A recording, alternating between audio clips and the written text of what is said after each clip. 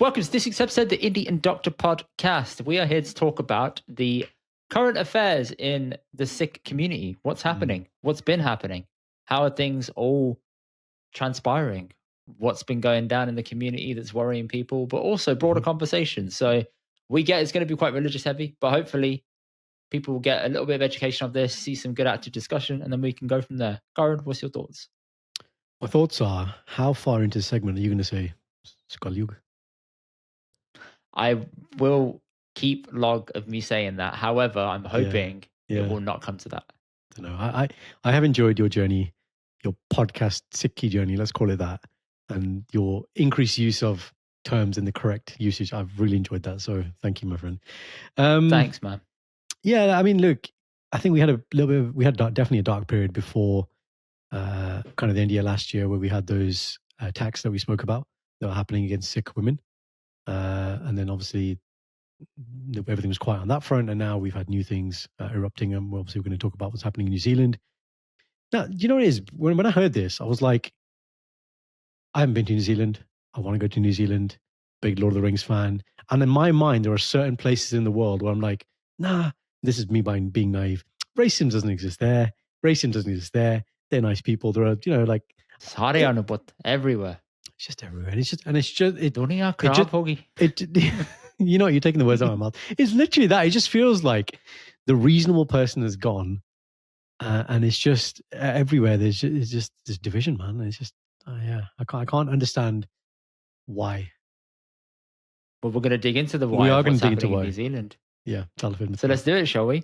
All right. So the Sikh community is under a lot of political pressure in New Zealand. Let's take a look at the footage on screen here. I'm not going to play it because there's a lot of people shouting, but you'll see in this clip that is appearing on your screen. For those audio listeners, it's people on a Sikh Nagar Kirtan. We'll explain what Nagar Kirtan is in a second.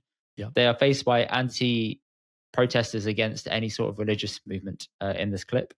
People are doing the Haka, which is their way of protesting against it. We'll come to the Haka later. There is a really good clip about explaining the significance of it, when it should and shouldn't be used. But there's a lot of anti-migrant rhetoric in New Zealand building up, and it's been led by this person called Brian Tamaki. He has been basically championing some pretty horrible stuff about migrants, people who are just not native to New Zealand. What happened was last year in June 2025, he was leading a march going down the street in Queen Street, basically saying that the spread of non-Christian religions is now out of control. So it's not just Sikhs he's targeting Buddhists, Buddhists, Muslims, Sikhs, Hindus, etc. Pretty bad. He labeled the march faith, flag, and family, and protests against immigration and the spread of non-Christian religions. About 500 people were dressed in black, but what he did was a few pretty crazy political stunts. For example, number one, he had a person holding a Buddhist flag, got them to tear it in half. He had somebody come on stage dressed in a makeshift burqa, tore the Islamic flag, strips off the full body covering, and aggressively threw it on the ground. And not all of his words could apparently be heard, but of the Sikh community, he said they are taking over their country, their businesses and companies, and they no longer employ Kiwis. They employ their own people. So, then also claimed that Buddhism is also nice on the surface, but is dangerous underneath. Okay. So, pretty dark. And he's been pushing this kind of movement for the past year or so, rallying for protests against this. There was a Nagar Kirtan that happened in December that was met with the same protest, and recently there was one in January that had the same thing. So yeah, not looking good. When you start to understand exactly what Sikhs were doing to receive this, nothing. They were just having a Nagar Kirtan. Gaurav, can you explain to people exactly what a Nagar Kirtan is and why Sikhs do it? I think actually you should do it. You spoke to Kenny about this. What's your understanding about it? So the breakdown that Kenny got me was from an AI overview, but it actually gives a fair insight that not even he or we knew about. Which was insightful. Just put it up. It was actually pretty insightful. Let me pull it up. So a Nagar Kirtan has played a vital role in Sikh history as a public expression of faith, unity, and identity. Yeah.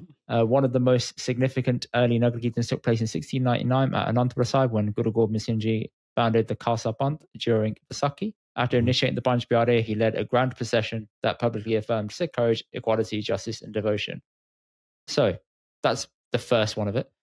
Second big Nagar Kirtan that occurred was in 1708, which is one to mark the passing of Guru Gobind Singh Ji and the transition to Guru Granth Sahib Ji as the eternal Guru, symbolizing continuity and spiritual guidance through scripture. Yes. Now, post-partition in 1947, the Sikh diaspora moved across the globe quite significantly. Yeah. And Nagar Kirtans were then seen as a vehicle to keep the community tight, to bring everybody together, to unite them, and to obviously go and spread the word of God. That is why they play such a big role for the Sikh community abroad in New Zealand, Canada, US, the UK. And there's numerous of them a year. You theoretically can have a Nagar Kirtan, I think, whenever you want to. Right? There is no set. Yeah. There is no set terms of people saying like, oh, it should only be done on the birthday of Sikhi, which is Vaisakhi, the 14th of April. That's not true. You can have it as and when you please. The creation of Sikhi actually was the 14th. It's now the 13th. I always get that wrong. Every year I get that wrong. They changed that many years ago and I still stick to the 14th. But yeah. Oh, you're talking about the date for Vaisakhi you're talking about now? Yes, correct. Yeah, right, cool. Fine. Second thing, not the birthday of Sikhi. So Khalsa Panth. You know what I mean? The creation of the Khalsa Panth. But to other people who don't understand it, they see it as that's the birth of Sikhi on that date. No. Guru Nanak Dev Ji was the start of Sikhi. That's very important. Yes, I know that, Garan. But to people in religious textures at the school, that's what it unfortunately tells it's never. I've never read that. I did GCSE. I've read that. Sikhi. Never the birthday of Sikhi or the birth of Sikhi. The Khalsa, yes, the initiated. And also, I mean, you mentioned it there in the 1708 when Maharaj obviously did Charai. But remember, actual 1699 when Guru Gobind Singh Maharaj, Panj Pyare, the Guru Gaddi was then given to Guru Granth Sahib Ji. Then, Vah Vah Gobind Singh Appe Gur Chela. So how great is Guru Gobind Singh Ji? He himself is the Chela to the Panch Pyare, obviously asking for the Amrit, but also giving the Gaddi. Sab Sikhan ko hukam hai, Guru Manyo Granth.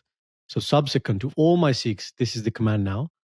Guru Manyo Granth. The Guru Granth Sahib Ji is now the eternal Guru. I think previously when we spoke, we have this idea in our head, UK head, which is Vaisakhi, and then which is the main one. And then I love you about to smile there.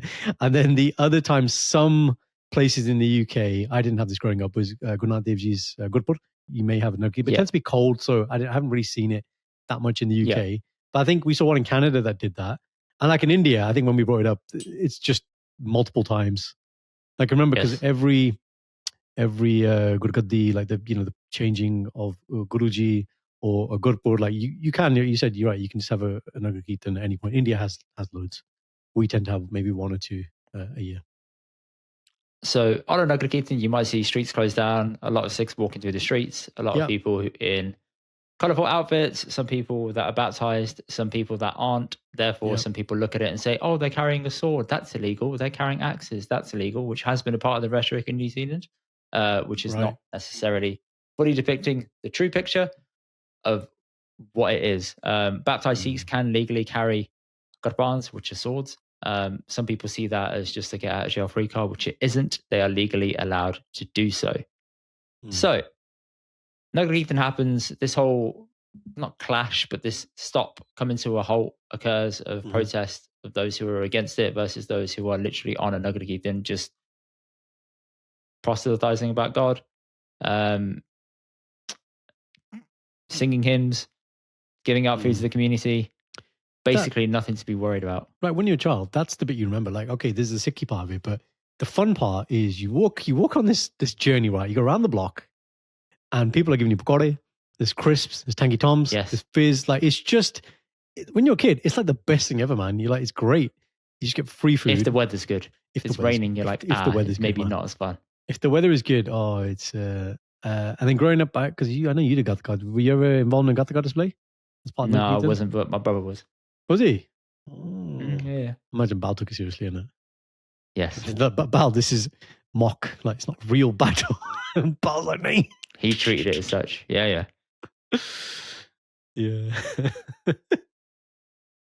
Anyway, so to go back to this topic then of the main reason why, I think that's pretty pretty much explained now for where this movement has come from.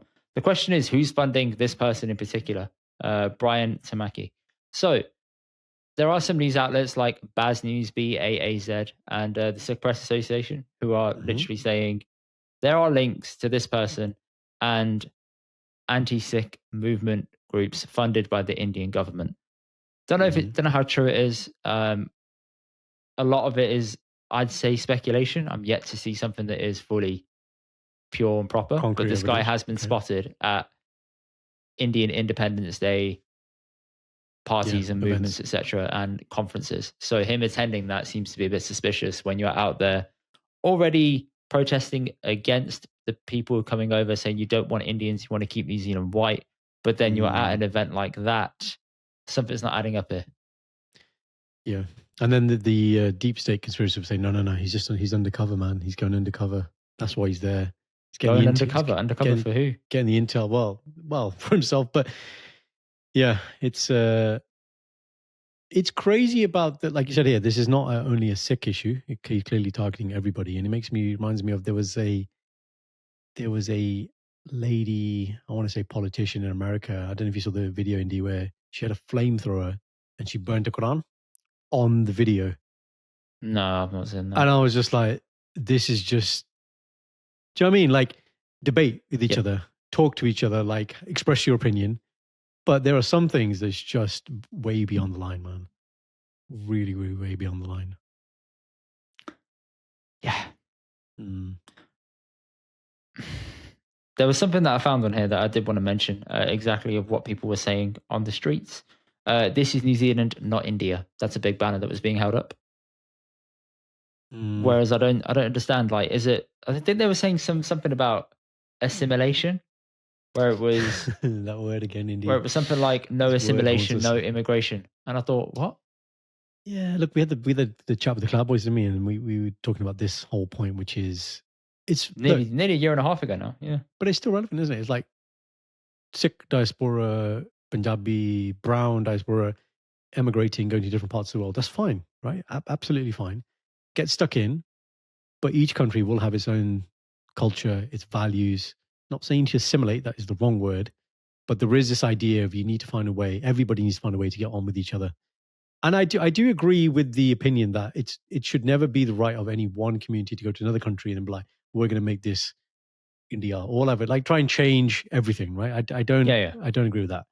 And so that banner you talked about, I wonder if that's to do with the Nagar Kirtan or if that is the feeling as a whole.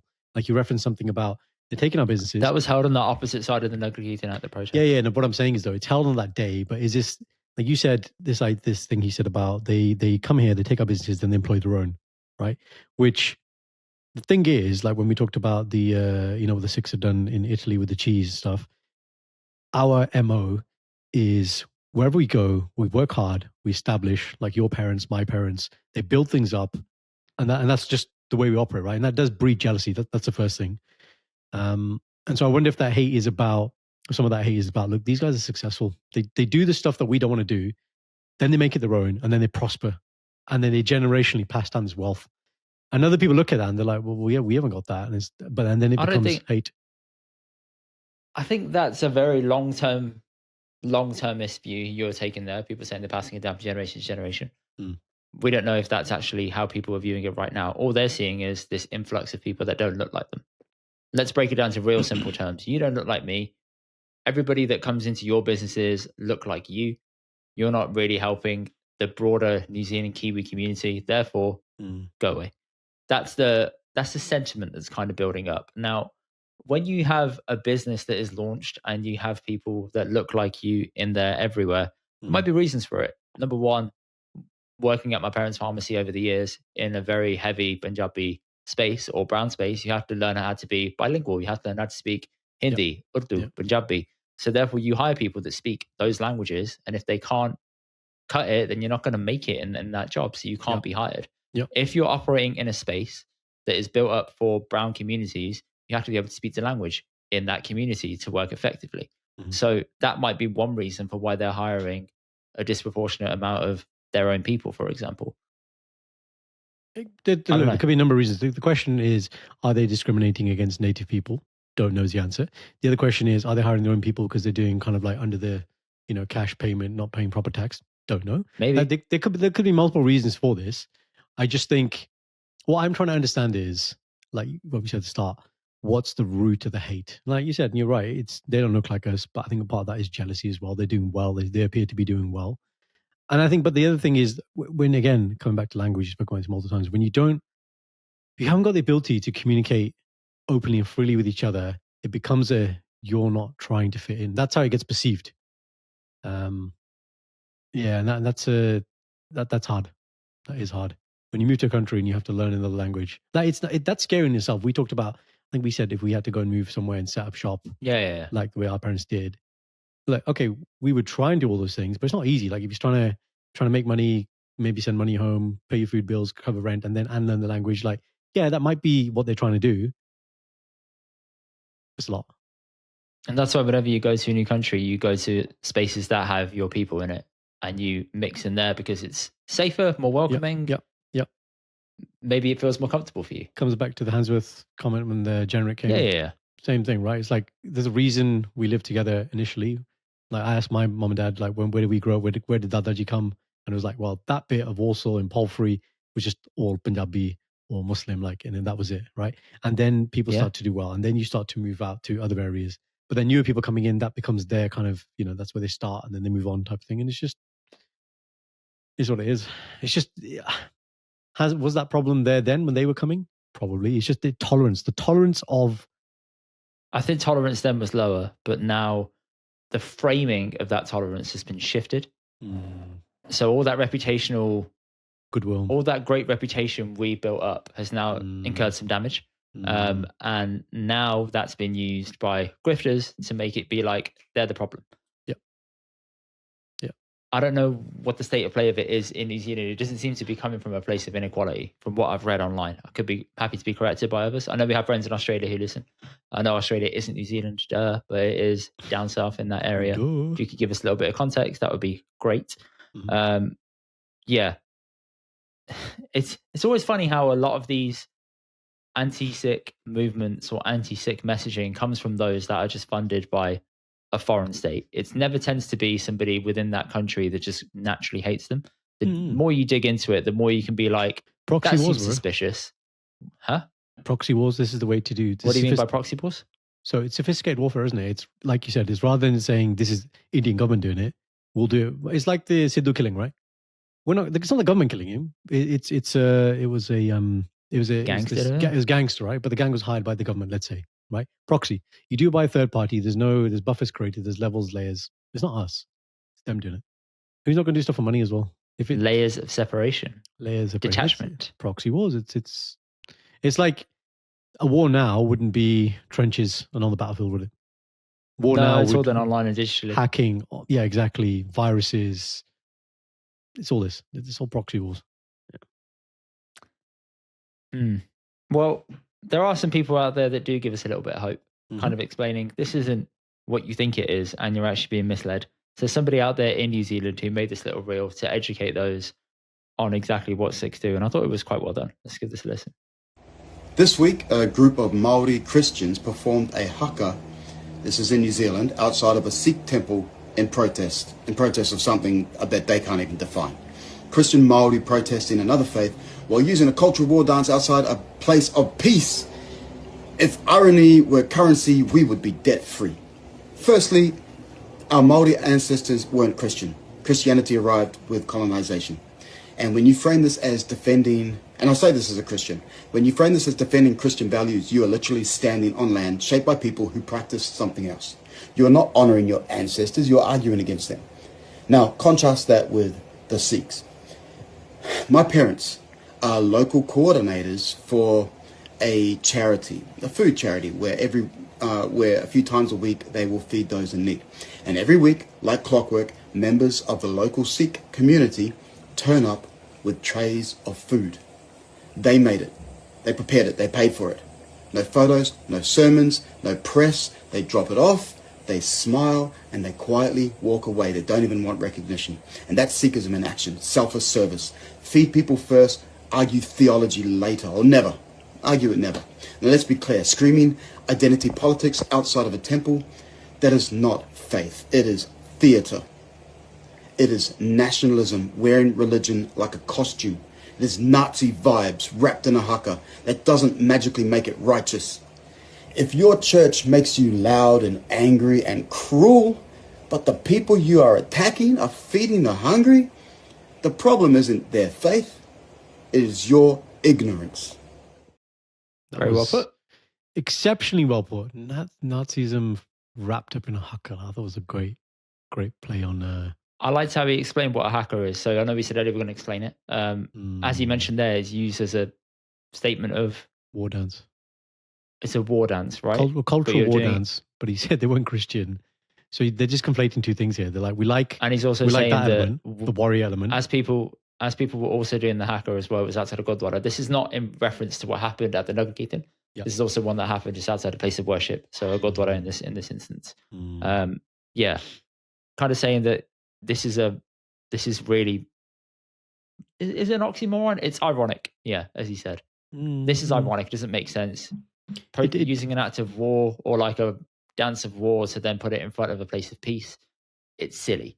It's silly because he's basically saying you're not educated enough to understand that this has nothing to do with Christianity, but you like what it represents, so therefore you just merged it, infused it, made it. It's convenient, right? And so we'll use this part, but we're trying to protect Christianity. But what does that mean? And what I always find interesting, and this is obviously where the power of influence. It's you got Brian, pulling the strings, or whoever's pulling his strings, but the people there on the front line, these young people that you see doing the haka, these kind of impressionable people. Yeah. Like if you had a conversation with them, okay, what do you hate about Sikhs?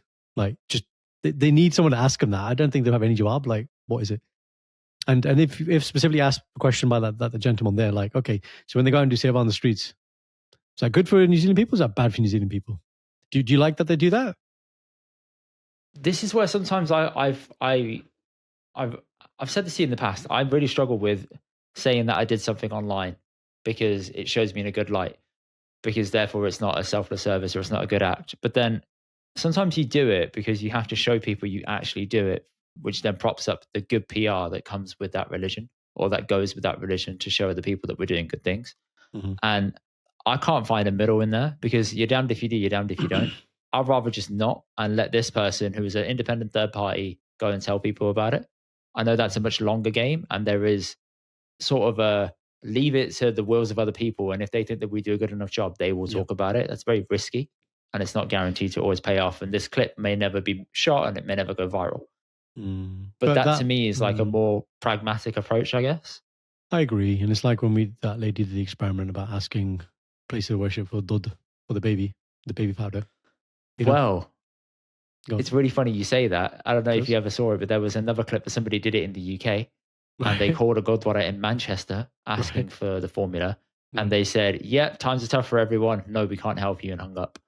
So, yeah, my head was hot when I saw that. I mean, hot. I thought, fucking hell. If that's the one thing that we're known for and you're now saying no against it, Jesus Christ. Yeah. Absolutely. Like, I don't know the personal finances of every Gurdwara, but I can definitely imagine that if the Golak can support baby powder at any time.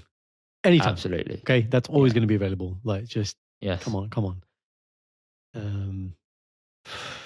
Yeah. Times are tough. Thank you and goodbye. Yes. You name and shame these people. No, I wish they named and shamed the actual Gurdwara itself. I don't think they did in the real, but not good. So I this agree, kind of brings us to point, though.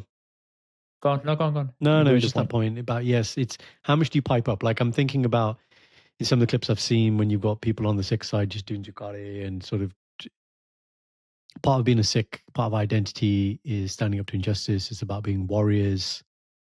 But also part of that, because I remember having this debate with my Kathaka teacher actually. And basically what I said to him, I said, look, what confuses me or what I find difficulty trying to reason or rationalize or be in my head is the early part of Sikh history and Gurujis is a lot about martyrdom, Qurbani, Shahidi, yeah? But then later on we take up arms. And so And so the question I asked him was like, Guru Arjan Dev Ji could have put an end to it, but chose to be martyred, was sat on a tatti tavi and hot sand was poured on him. But then Guru Gobind Singh Ji picked up a sword. So when is it that you don't do anything? Or Guru Tegh Bahadur Ji when he was made Shaheed as well, and you accept everything? And when is it that you actually take up arms and start making some noise? And he said, look, it's a very good question. And he goes, there is no like one right answer to that. But I often think about it now, and it's like they're protesting. Do you fight the fire with the fire, saying, no, this is who we are, da da da da da, like you said, make noise? Or do you kind of just, because there's no actual clash, there's no actual fighting, that's different. Do you just say they're just idiots and just let them, whatever? You know what I mean? Aren't we meant to not take up arms? Sorry, aren't we meant to take up arms as a last resort when every other means has been exhausted? That's when you're meant to do it. Yeah. But there's other means to still go through at the moment. So no, I'm not saying that no one has taken up arms here. I'm just saying even they're kind of being vocal with, they're like, you don't speak English, and where they're throwing chakare at them, right? Like, as in, are we trying to scare them? Are we trying to intimidate them? Or what's the thing here? What would be, and this is just when all other means fail. That's a very good point you make there. Like, and I've said this to you before, if somebody had a problem with me or with Sikhi, then my first thing would be to try and understand, but not as a I can't do other things, but as a I know that makes people like that will become more uncomfortable when you try and press them on what is it you believe, what are your actual beliefs, and how we imposing your beliefs on that. Go back to the point about throwing up and saying, hang on, go back a step. So you said about when people are in the street doing a jagara, what's the purpose of that? Are you saying? Are you asking? As in, is it going to be, if you're the people protesting on the side, is it going to be more inflammatory?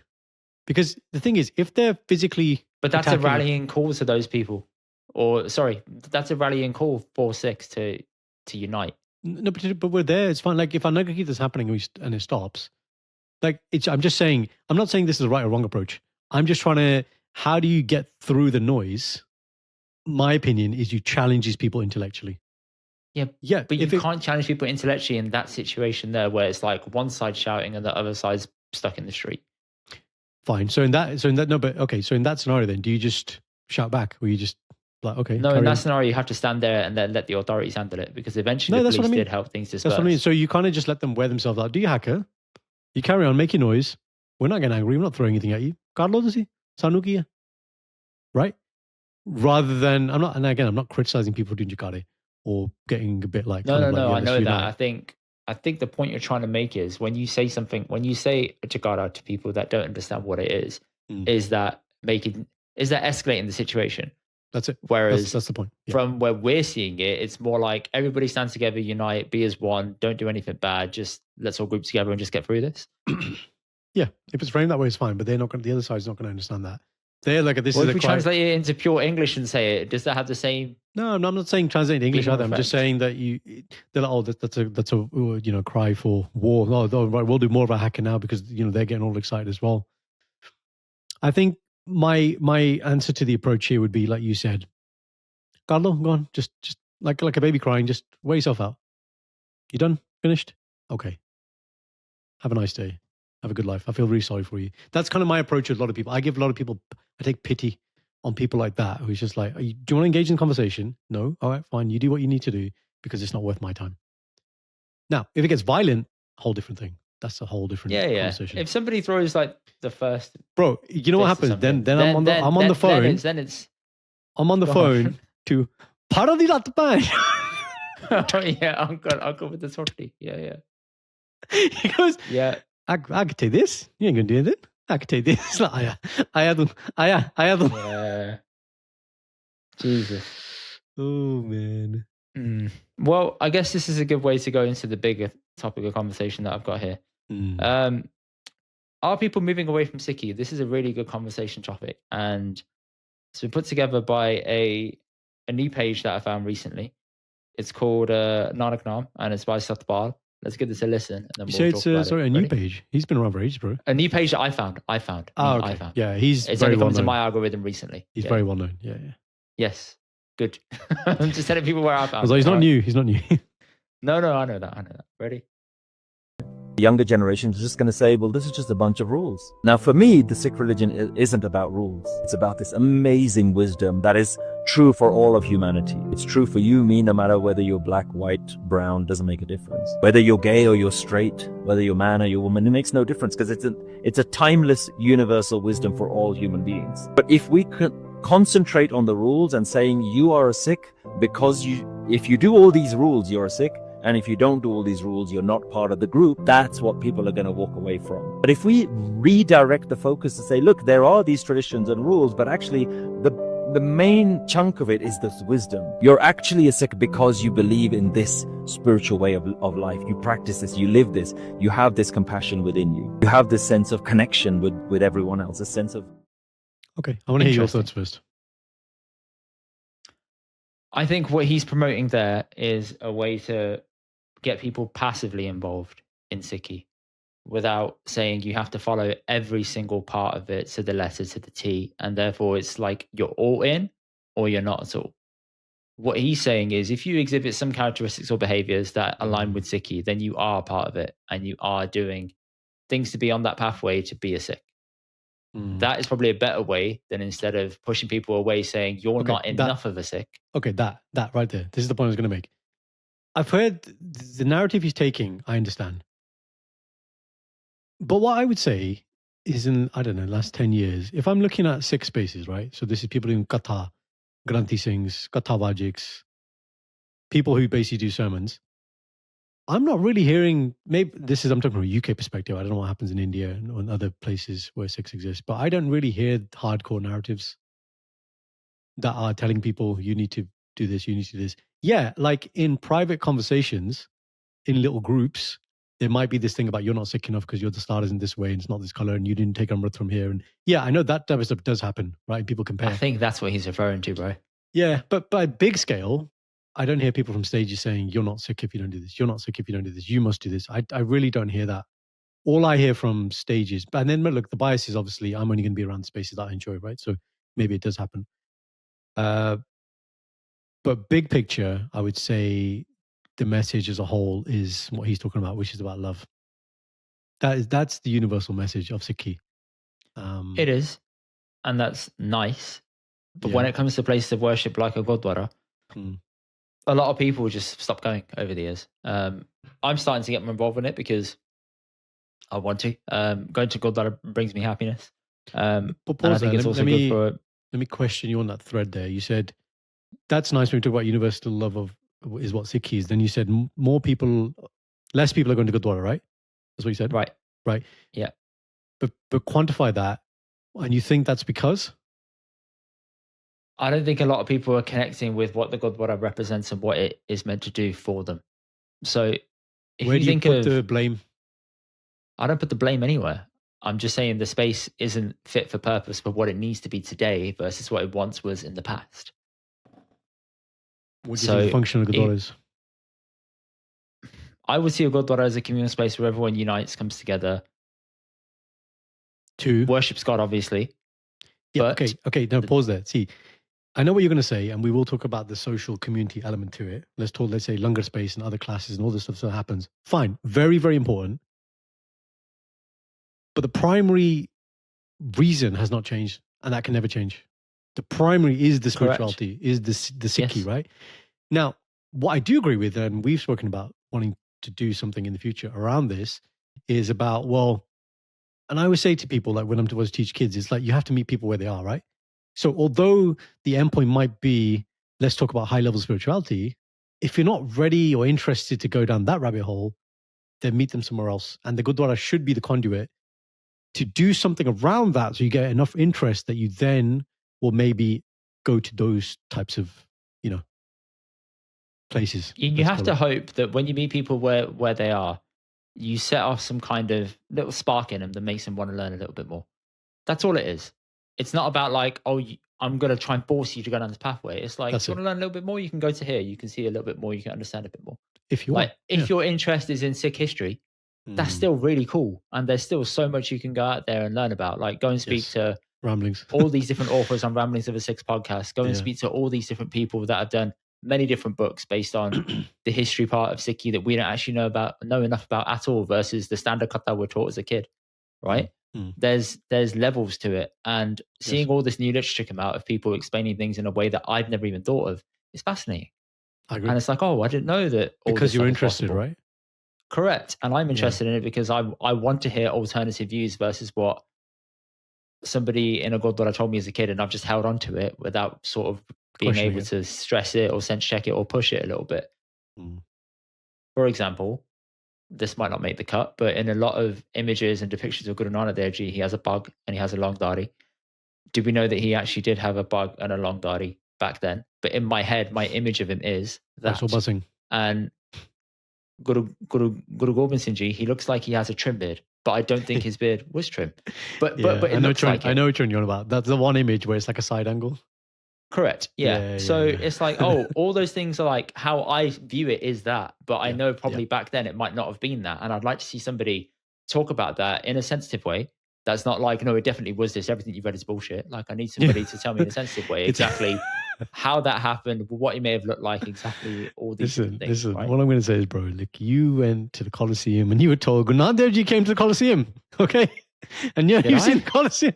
No. I was told that. No, I'm just making a joke. But it's like, as a kid, you're like, oh, right, okay.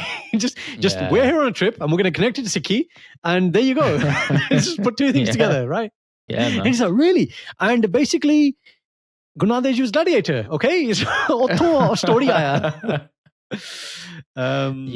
Yeah. So it's I think there's interest there, and if you can get people involved in it in that way, cool. I enjoy the aspect of debating and stress testing Sikhi in a little bit, where I challenge someone's point of view and say, tell me exactly where it says that, and educate me a little bit, not from a place of like, I'm going to catch you out. It's like, can you just explain this to me a little bit more? When I was much younger as a kid in a Gurdwara Gurma class, I might have been that kid being an asshole.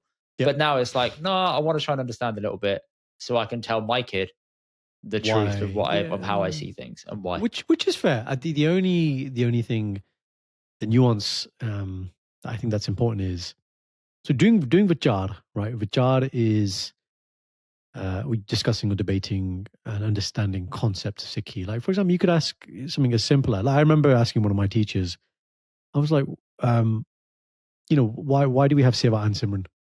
What about if you only did Simran, no Seva? Why both important? That seems really obvious, right? Well, we always taught Seva and Simran, two birds of a wing. Because one balances the other out, and otherwise you get spiritual ego. You've already said this before. Yeah, fine. And I'm not going to go through all of it again. But it seems simple, and we should do the Vichar on it. Now, but here's the thing. The other side of Vichar, the extreme side, is if you go too much and you're just asking, but there's no value to you asking. Like, you frame in your own mind that I want to understand. But ultimately, at the kind of, I would say, the deeper levels of Sikhi, the real gift is, yes, you can be told something, now go and experience it. Because then you can't understand what I'm telling you until you experience it, is the way it's explained to me. And then when you experience it, you can't explain it.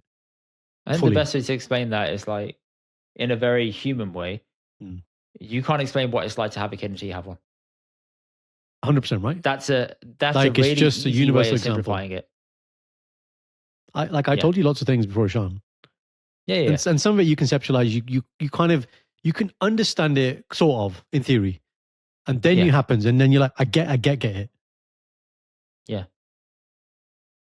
So going back to the clip in general, there, what do you take issue with anything he said? Do I take issue with anything he says? So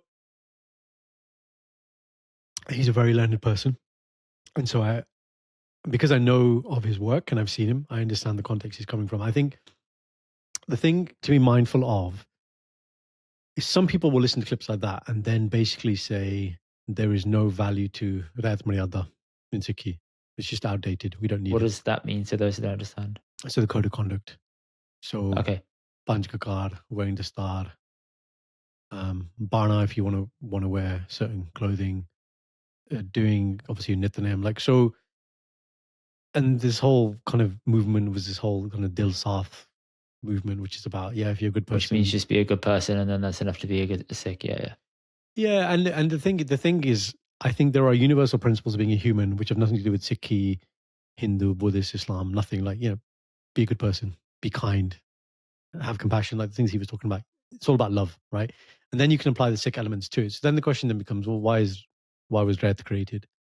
I think I've told this story before about the goldsmith. Have I told you the story before? Yeah. I've told you, so I'm not going to repeat that story.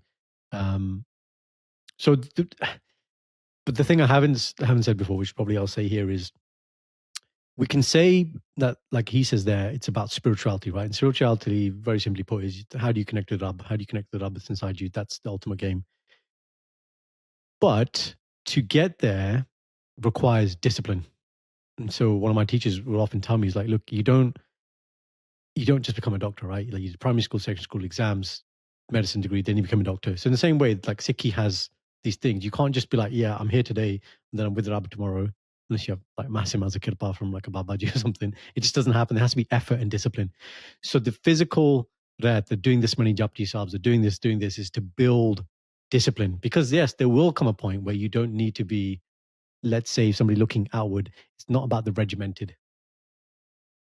Like the higher levels of Sikhi are you're connected with Rab all the time. You're here talking to this person, but your inner self is just elevated. It's just high whilst alive. But these are, and all these things I'm mentioning Guru Granth Sahib Ji, but you have to really read and look at it. So that's the only thing I'd say. So Rat obviously has a function. Guru Gobind Singh Ji gave it to us for a reason. It should not be belittled. It doesn't matter that it's 2026. Not saying he's belittled it. We shouldn't just be like, oh yeah, I can optionally do these things or whatever. But the other side, I always say to kids, is, Santa Sapai, saint soldier, not soldier saint. Okay, first 5 Guru Sahibs, before we took up arms, Cheme Pasha, Guru Har Gobind Singh Ji, it was all about spirituality. Even after, it's still all about spirituality, but then we took up arms. But now I think sometimes I think this is a product of youth most of the time. Like when I got into Gatka, maybe when you got into Gatka, then you enjoy certain other aspects of Sikhi, which is the warrior side. And you definitely, I think, boys and men, you mainly associate with that one element of Sikhi more because it's easier to validate and quantify, and you can see it, and I'm a warrior and all this stuff, and that's fine. But again, Jako haran laga is jog mein so kahe teh sura. Guru Arjan Dev Ji Bani says, he alone is known as the warrior. He alone is known as the warrior who's attached to the Lord's love in this age. Different definition of being a warrior, completely. So everything is founded in love. Only those who have loved God have found God. Guru Gobind Singh Ji's Bani. We say every day in our Nityanem. That's really important. Above everything else. Above everything else.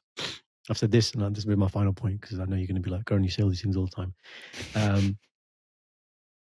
Pre-Sikhi, people got to Rab. Guru Gobind Singh Ji, before he was Guru Gobind Singh Ji, was somebody else. Sikhi is a expedited methodology given to us in Kal Yug. There you go.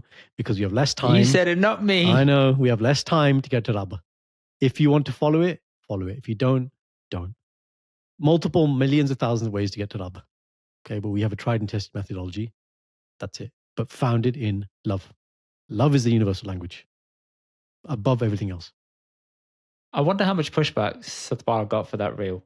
And people accusing him of being like a Dil Saf person, where like, oh, in that case, Sikhi is all about just being a good person. I wonder how much flack he copped for it.